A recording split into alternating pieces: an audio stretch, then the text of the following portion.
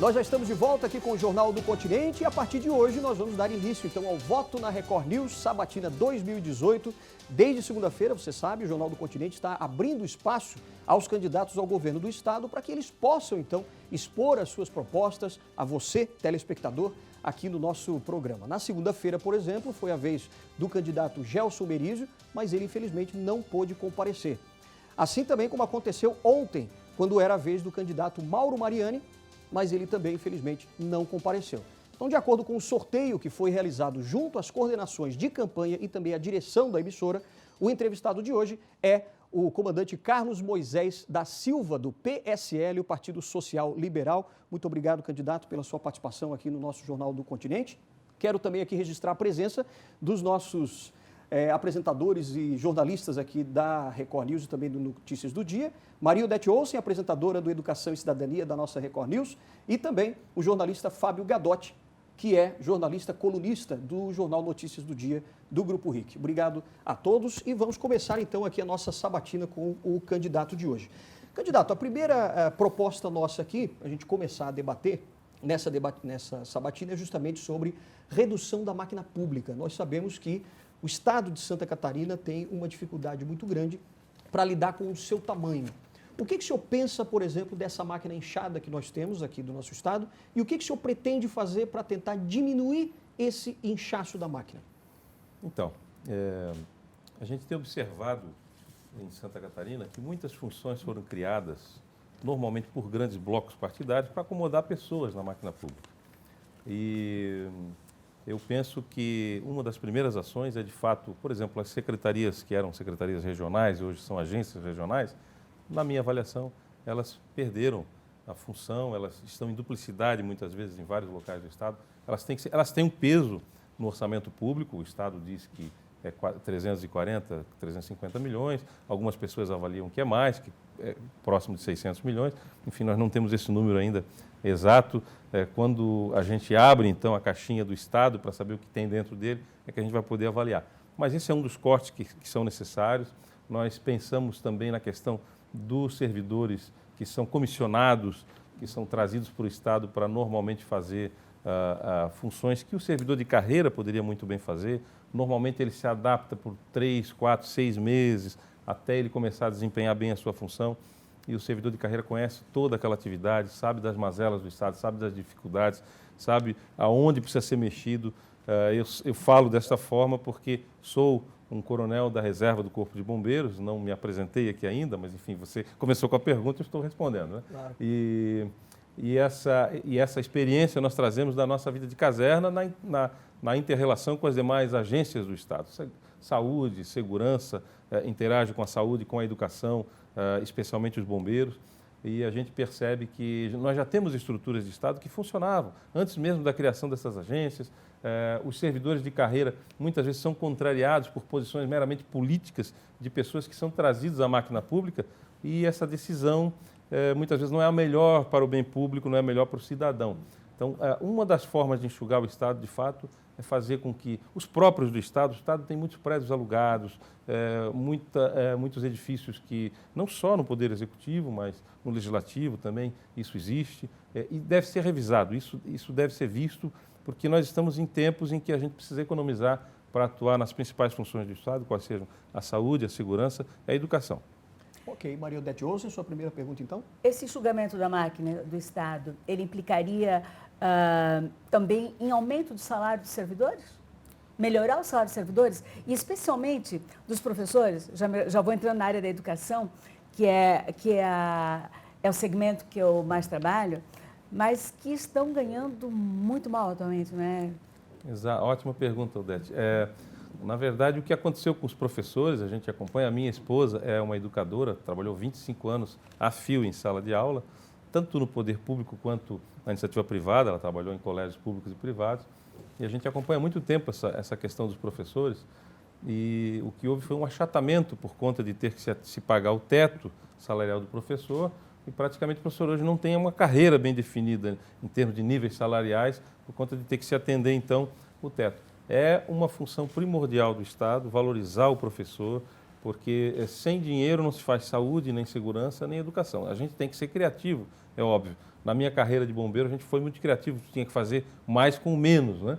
Mas eu penso que na questão da valorização profissional, o profissional tem que se sentir estimulado, ele tem que ter prazer de estar em sala de aula e mais, ele não precisa ter 500, 600 alunos, ele pode estar com um colégio, com tempo integral, provavelmente com menos turmas, mas podendo acompanhar e se dedicar àquela atividade, aquelas crianças, os adolescentes, enfim, criar meios de atrair o adolescente para o ensino médio, que hoje nós estamos perdendo muita gente para o ensino médio. Penso que a valorização do professor, a concentração do esforço do professor naquilo que ele faz com amor e com carinho, é que vai trazer a valorização dele. Isso passa naturalmente pela questão salarial. E se a gente coloca dinheiro onde não deveria colocar, respondendo a sua pergunta, de fato tem relação com a valorização dos profissionais que de fato estão trabalhando no Estado. Candidato, ainda nessa questão da gestão pública, Santa Catarina, apesar de aparentemente melhor do que outros estados, ele não passou incólume a crise nacional, né? Falta dinheiro para tudo. Como fazer isso, por exemplo? Como fazer essa conta fechar e conseguir atender a demanda da sociedade? O senhor pensaria, por exemplo, em aumentar impostos para fazer com que o caixa do Estado fique um pouquinho melhor e consiga atender essas demandas? Me parece que o brasileiro já paga bastante tributos.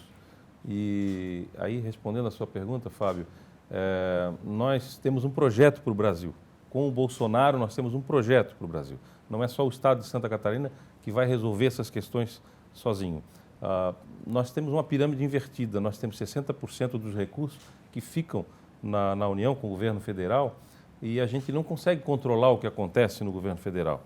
Naturalmente, é muito mais difícil. Quando o dinheiro vem para o município, você consegue cobrar do prefeito, você consegue investigar se aquilo que está previsto no orçamento foi executado. Nós temos os observatórios sociais espalhados por Santa Catarina, nós temos que trazer mais essas pessoas para o poder público. Mas essa inversão, um novo pacto federativo, nós temos que rever uma reforma tributária no sentido da partição tributária. Para onde que tem que ir o dinheiro? Para onde as pessoas vivem, para onde as pessoas moram. As pessoas não moram no governo federal, não moram nos estados, todo mundo mora em um município catarinense. E é lá que os recursos têm que estar. E nós, como cidadãos, vamos ter que olhar para o prefeito, olhar para a Câmara de Vereadores e dizer, olha, aqui está chegando mais recurso, portanto, agora você vai ter que ter um governo programático, você vai ter que estabelecer um programa, mesmo que termine o seu programa de governo, o próximo governo vai ter que executar esse programa e nós vamos acompanhar. Esse hospital não vai ficar inacabado, não vai ficar sem leito, não vai ficar sem raio-x, sem tomógrafo, etc. E o que acontece hoje é que você só reclama, né? A gente reclama, obra abandonada, mais uma obra do Estado, mais uma obra do governo federal, e a gente não tem condição de acompanhar isso de perto. No município, essas coisas são resolvidas. Então, uma das formas é não cobrar mais tributo, mas sim redistribuí-los de forma justa. E essa é uma grande proposta que o nosso presidenciável, o nosso candidato à presidência da República, Jair Bolsonaro, tem para o Brasil. Por exemplo, agora a questão de privatizações, seria talvez uma opção, uma alternativa para poder entrar mais dinheiro em caixa do governo e tentar resolver? Por exemplo, a gente tem a questão das rodovias, que não se consegue ter uma manutenção correta e eficiente, eficaz, né, das rodovias, e temos também algumas empresas estatais, como Casan, Celesc, que poderiam também, de acordo com alguns economistas, serem privatizados. O que você acha, por exemplo, da questão da privatização de algumas estatais e também de rodovias? Alexandre, só pegar carona nessa sua pergunta. Claro. Onde o senhor acha que as parcerias público-privadas, por exemplo, poderiam ser implementadas? Em que nichos aí seriam eficientes? Perfeito. Eu hoje sou um homem público, não da política. Primeira vez que eu me filiei a um partido político foi este ano, em março. Mas sou hoje muito mais privatista do que publicista. Eu era um defensor aguerrido do Estado, porque eu trabalhava numa corporação que pegava os recursos públicos e fazia acontecer meticulosamente, aplicava os recursos adequadamente. Quando eu começo a sair um pouquinho da minha corporação, dos bombeiros militares, Polícia Militar também trabalha assim, outros agentes de segurança também, quando você começa a sair desse ambiente e vê que isso não é bem feito em outros ambientes, você começa a se colocar em xeque. Será que é por aí mesmo?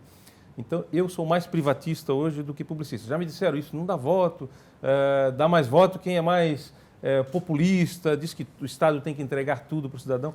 Mas eu penso que, claro, os próprios do Estado e mesmo até as empresas públicas não podem ser entregues a qualquer custo. Penso intimamente que se nós tivéssemos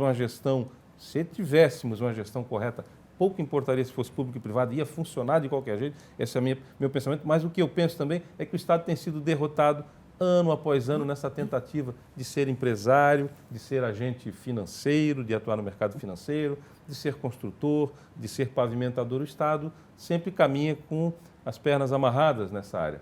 Então, respondendo também, é uma possibilidade, né, discutir-se essas questões ou até mesmo reavaliar a gestão da empresa para que ela então seja superavitária, que o Estado não precise ficar cobrindo as suas despesas, nem sendo fiel garantidor das dívidas que ela não conseguiu pagar, como nós temos exemplo de empresa pública em Santa Catarina que fez isso. E mais, Fábio, aonde se aplica a parceria público-privada, ela é aplicável, na minha avaliação, em quase todas as tarefas que o Estado não deveria deter, como saúde, segurança e educação. Essas são as principais que o Estado concentra, e nas demais, quase todas, o Estado poderia ter os parceiros privados. Nós poderíamos ter aqui em Florianópolis hoje, isso seria um ajuste com o município naturalmente, nós poderíamos ter, ao invés de metrô, nós poderíamos ter trens aéreos aí funcionando para aliviar esse nosso trânsito. E parece que eu fiquei 25 anos fora da capital, estou voltando agora, está do jeito que estava quando eu saí aqui. Os acessos ali, meus parentes moram no Carianos, aqui em Sacos de Limão, os acessos ao aeroporto estão iguais quando a gente saiu daqui há alguns anos. Está muito estranho isso. Então, significa que nós não temos competência para fazer essa gestão. Nós temos que entregar via o gestor do equipamento, o Aeroporto Internacional Ercílio Luz, preocupado, dizendo: eu vou entregar a obra antes. A minha preocupação é que o Estado está fazendo uma via que eu acredito que não vai ficar pronta. Então, isso para nós é prova e mais prova de que nós caminhamos mal. Então, os populistas ou qualquer linha de pensamento ideológico pode vir querer defender o indefensável. Nós precisamos arejar a máquina pública, entregar para o cidadão um serviço de qualidade, que é a saúde. A gente não está brincando com isso. A questão das rodovias mesmo, se nós aplicarmos parcerias público-privadas, nós estamos evitando que as pessoas morram. Isso também é saúde, isso também é leito hospitalar livre.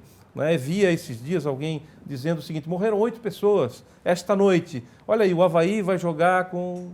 Aquilo me deu até um arrepio, porque parece que nós perdemos a capacidade de se indignar com o que o Brasil está vivendo. Mas nessa hoje. questão das rodovias, me permite só uma interrupção, mas como é que eu diria, isso está virando lenda em Santa Catarina? A ponte é um exemplo, a nossa ponte Ercílio Luz em Florianópolis, a rodovia BR-470, que liga... Né, obras estaduais, né? Obras públicas, né? Nossa, elas não se definem. O cidadão, o trabalhador, ele fica horas e horas perdido nesse trânsito, é uma improdutividade, e é dinheiro que entra, dinheiro que é anunciado. E para onde é que vai esse dinheiro? É um problema grave de gestão que nós temos. Acho que isso é um aprendizado, e penso que essa é uma grande oportunidade de nós mudar. Não há meia mudança. O brasileiro e o catarinense vai ter que se despertar. Não só o Bolsonaro precisa do Brasil e de Santa Catarina, como Santa Catarina precisa do eleitor, para pensar um pouquinho. Veja, é exitosa a experiência que nós temos, nós estamos convivendo com a morte, estamos nos acostumando com isso.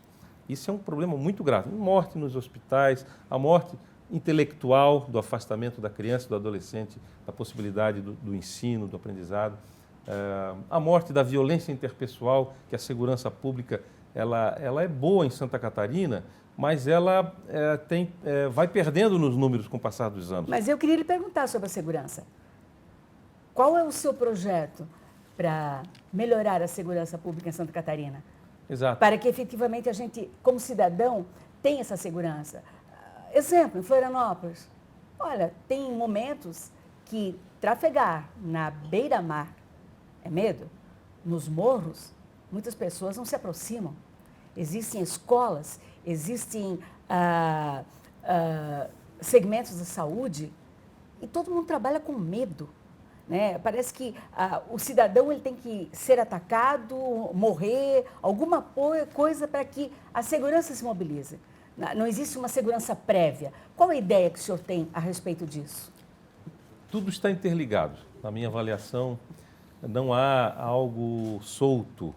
Quando a gente fala da segurança, eu traço a segurança até na segurança do investidor que vai investir na nossa orla. Aqui tem essa obra embargada e daqui a pouco demolida porque alguém autorizou e o outro desautorizou.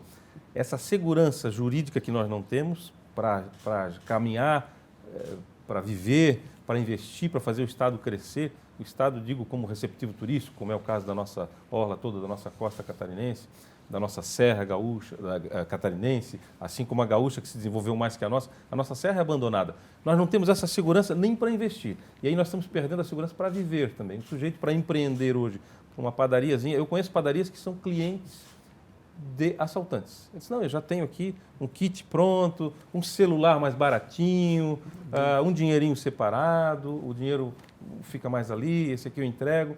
Nós não temos garantias de que a gente vai sair para caminhar e vai chegar, como você bem colocou, Dete. São vários problemas e a gente está se acostumando com isso. Olha, não anda essa hora aqui porque é perigoso.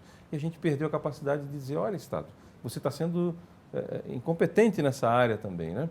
Os nossos índices aqui ainda são melhores do que a maior parte dos estados brasileiros, mas se nós não nos despertarmos para isso, a gente chega lá também. Eu lembro que quando eu assumi o comando dos bombeiros em 1994, lá em Tubarão, nós fizemos uma rodada para ver a acessibilidade dos veículos de combate a incêndio na cidade e eu descobri que tinha lugares que os veículos não entravam. E eu falei, olha, isso aqui vai ter problema daqui a 10, 20 anos. Hoje o problema está instalado.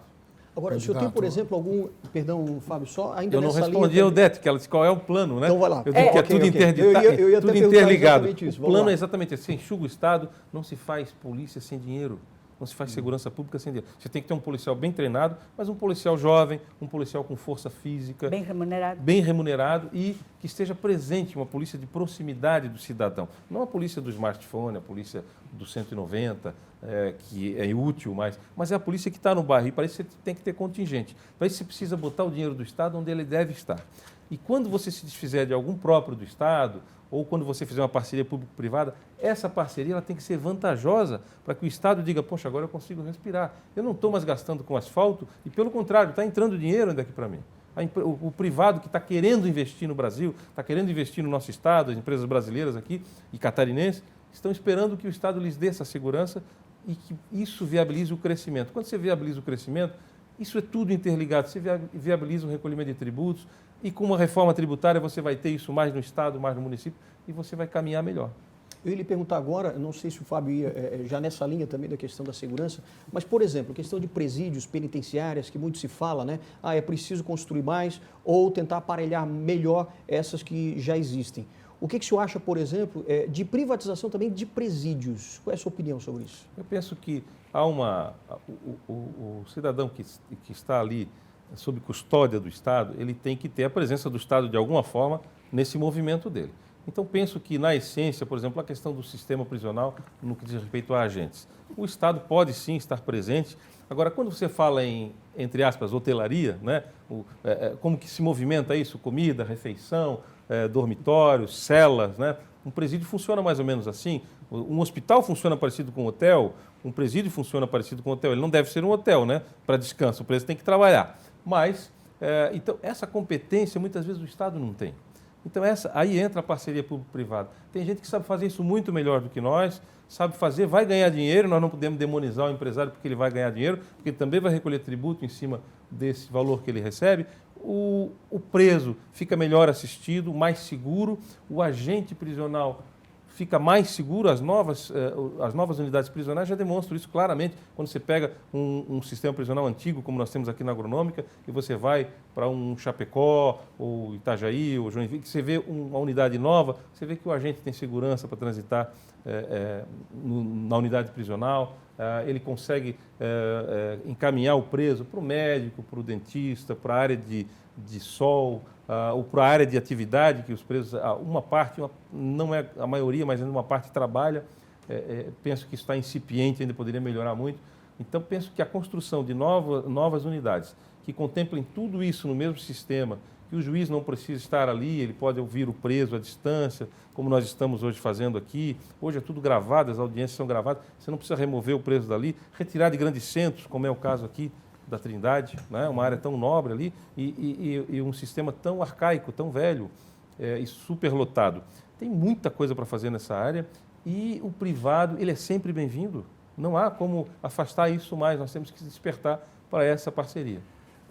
Ainda na área da segurança pública, minha pergunta é sobre as facções do crime organizado. Muito do aumento da violência especialmente aqui em Florianópolis, é atribuída à atuação desses grupos, ao avanço desses grupos. E me parece, a impressão que a sociedade tem é que o Estado subestima esse assunto e esse poder e não toma medidas que realmente possam ser efetivas a médio e longo prazo. Qual a sua ideia a esse respeito, as suas propostas em relação a esse assunto?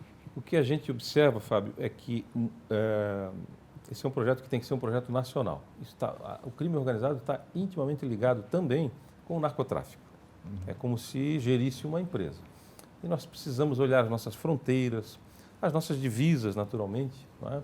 E os nossos limites de municípios. Nós temos que ter atenção em todo o tempo para esse aspecto. Nós temos que trabalhar com tecnologia de informação.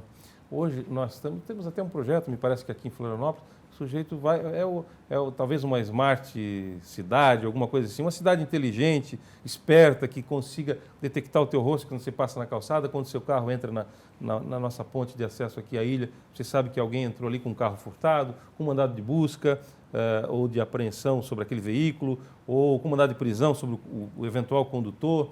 Então você tem inúmeras tecnologias que podem ser agregadas, e aí quando você tem um governo programático que leva a segurança pública a sério, informação, sistemas de informação, inteligência estatal a sério e não fica brincando com outras atividades, aí você vai ver só, isso aqui de fato é para estar na mão do Estado.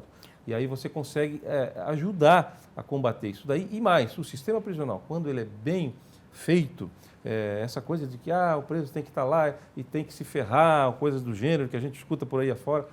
Na verdade, quando o sistema ele é bem feito, o preso ele entra, ele é bem assistido, ele está sob a custódia do Estado e ele vai ter que trabalhar e ele não tem tempo para fazer reunião de organização criminosa, que é o que muitas vezes a gente detecta em sistemas não organizados. Mas, comandante Moisés, por exemplo, o centro de Florianópolis, ele é totalmente monitorado.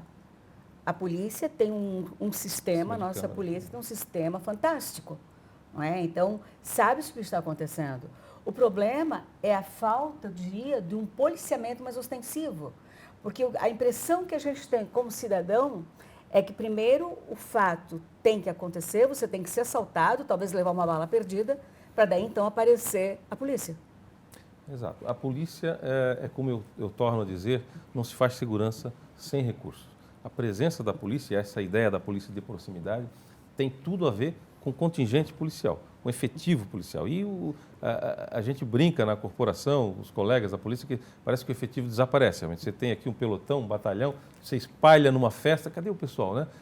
Dilui no meio da população e tal, para fazer a vigilância, né, o policiamento ostensivo. É muito natural essa sensação de insegurança. A gente também, que muitas vezes comanda esse processo no poder público, não percebe a presença do policial, mas ele está ali.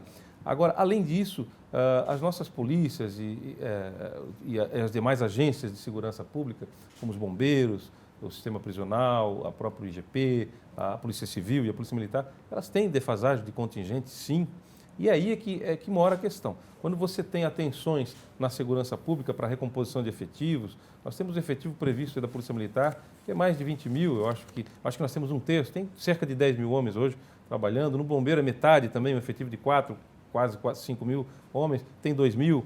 Então, a lei autoriza você ter um contingente e, infelizmente, não se consegue recompor. Se nós tivéssemos, por exemplo, enxugado esses anos todos, esses 300, 400 ou 600 milhões que a gente tem aí em agências espalhadas pelo Estado, de desenvolvimento regional, que não promoveram desenvolvimento, que não nos ouviram, inclusive apresentei vários projetos que nunca foram... Eu conheço intimamente esse processo das agências de desenvolvimento regional e das ADRs hoje, e sei que elas não funcionaram, não vieram porque tinham sido programadas, e eu penso que esse é um dos pontos. A gente encolhe o orçamento aqui, enxuga e consegue aplicar ali. Isso a gente faz em casa, é uma conta tão simples, né? Aonde eu vou colocar o meu dinheiro hoje? E a gente programa isso governo após governo. O senhor citou a cifra aí de 600 milhões e eu me lembrei da ponte Hercílio Luz, da recuperação da ponte Hercílio Luz. Esse é o dinheiro, mais ou menos, que o governo vai gastar com essa obra, que foi muitas vezes questionada durante o governo passado. O senhor, duas perguntas. O senhor, como governador, teria feito a obra? E segundo, se eleito, vai terminar? E qual a utilização que o senhor daria para a ponte? Parece que essa é uma história que vem se repetindo há muito tempo, né? E A Ponte Hercílio Luz é, sim, um símbolo para quem é manezinho aqui, como eu sou, da ilha, a gente gosta dessa ponte, mas quando se pergunta, você faria? O fazer não significa que teria sido feito do mesmo jeito que foi feito. A escolha do parceiro para fazer essa obra com competência, um quadro técnico adequado, poderia ter sido fundamental para o desfecho dessa história. Então, talvez fizesse sim, mas de uma outra forma. Né? Existem várias formas de fazer essa obra. E não pode ser feita 2, 3 vezes. Né? E mais, um destino para essa ponte, além de um patrimônio histórico que eu entendo que ela também contempla aqui na nossa cidade e para o nosso estado, seria talvez veículos leves, né? Mas eu penso assim, tomara que eu não precise terminar essa ponte, tomara que ela esteja pronta conforme prometido pelo governo esse ano, me parece que essa é a programação, né? Vamos torcer que isso acabe, né? Mas talvez veículos leves, eu já passei nessa ponte quando criança, com meu pai dirigindo um Fusquinha, ainda acho que tenho as fotos ainda ali, funcionava assim. Então, eu acho que esse é um bom destino que a gente daria para a Ponte Hercílio Luz. Eu queria fazer uma pergunta da educação para o senhor. A gente ia propor agora para entrar nesse assunto, inclusive. É? Vamos lá. Então vamos lá. Está na hora de a gente entrar. O candidato Jair Bolsonaro, do PSL, à presidência do Brasil, ele defende a militarização da educação. Como é que isso se traduziria? O senhor pretende seguir essa linha? Porque eu ainda não vi ele explanar ou explicar mais detalhadamente como seria isso. Qual o seu entendimento a respeito? Às vezes que eu estive com o Jair Bolsonaro, ele sempre diz assim, vocês falam em nome de vocês, porque eu falo de mim, né? Então a gente não pode reproduzir falas, até porque eu não vi, ele fala, não ouvi, não assisti em nenhum momento, ele falando de militarização de colégios. Eu acredito que ele concebe uma das possibilidades do colégio militar como sendo uma modalidade aprazível e que muita gente procura. O caso clássico aqui em Florianópolis é o Colégio Feliciano Nunes Pires, ali na Trindade, dentro do centro de ensino da Polícia Militar.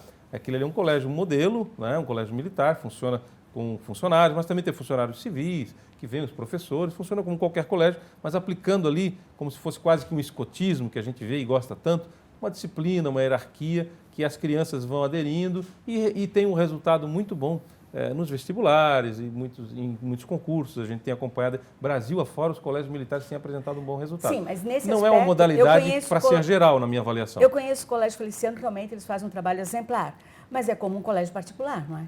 Eu estou me referindo a essa militarização que ele dá a entender na escola pública, no ensino geral. Eu penso que ela não é aplicável a todos os colégios. Eu penso que as alternativas, e eu gosto dessa diversidade de ideias, de pensamentos, a gente conviver com o diferente é muito bom. E eu não acredito que seja um modelo para integralizar, para dizer, olha, esse é o modelo catarinense ou brasileiro de educação. Não. Mas por que não fazer também naqueles locais em que há receptividade, em que as pessoas aceitam, que há demanda? Me parece que há filas, né, para entrar no colégio e tal, as pessoas ficam esperando vaga. Então, se há demanda, você atende.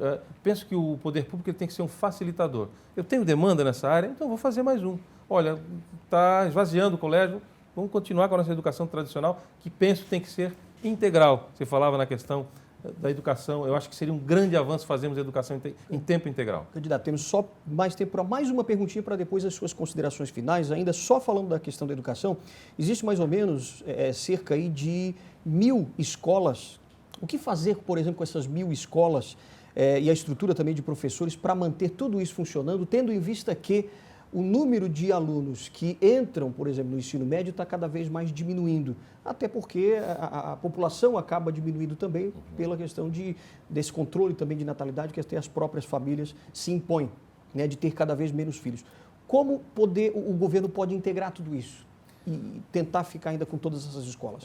Eu penso que o grande desafio até é manter o aluno, aquele aluno que existe, né, na nossa realidade, em escola. E o aluno de ensino médio é um grande desafio que nós temos, mantê-lo na escola, ser criativos, porque essa taxa de evasão é muito grande e aí também isso prejudica, por isso que os colégios muitas vezes ficam obsoletos, ficam sem utilização, subutilizados.